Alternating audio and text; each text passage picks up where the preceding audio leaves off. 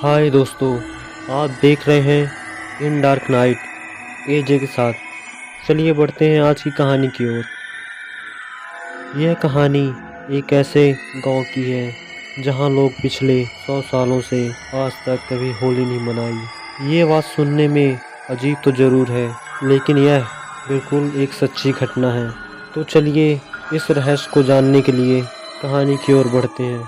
भारत में एक ऐसा गांव भी है जहां 100 सालों से लोगों ने होली नहीं मनाई। होली आते ही इस गांव में सन्नाटा पसर जाता है, जैसे कोई मातम छाया हुआ हो। इस गांव का नाम दुर्गापुर है, जो झारखंड के बोकारो में पड़ता है। इस गांव में लोग होली पर रंग नहीं खेलते, क्योंकि उनका मानना है कि ऐसा करने से गांव में भयंकर महामारी और आपदा आ सकती है।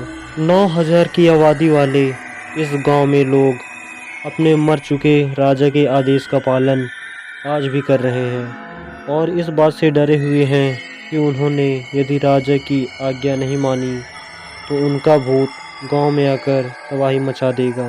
इस गांव में एक कहानी प्रचलित है। लोग कहते हैं कि 100 साल पहले दुर्गापुर नामक इस गांव में दुर्गा प्रसाद नाम के एक राजा का शासन था। राजा को होली का त्यौहार बेहद पसंद था, लेकिन होली के दिन ही राजा की बेटी की मौत हो गई। उसके बाद से गांव में जब भी होली का त्यौहार मनाया जाता था तो वहां सूखा पड़ जाता या महामारी फैल जाती, जिसमें सैकड़ों लोग मारे जाते। महामारी से तंग आकर राजा ने समस्त प्रजा को होली का त्यौहार न मनाने का आदेश दे दिया। लेकिन कुछ सालों बाद इत्तेफाक से ही उस राजा की मौत होली के दिन ही हो गई। उसके बाद से ही यहाँ होली का त्यौहार न मनाने की एक परंपरा बन गई, जो आज तक चली आ रही है। गांव वालों का मानना है कि अगर राजा के आदेश का पालन नहीं हुआ तो उनका भूत आकर गांव में तबाही मचा देगा।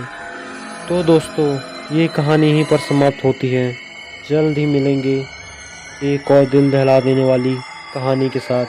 तो तब तक के लिए good bye and take care.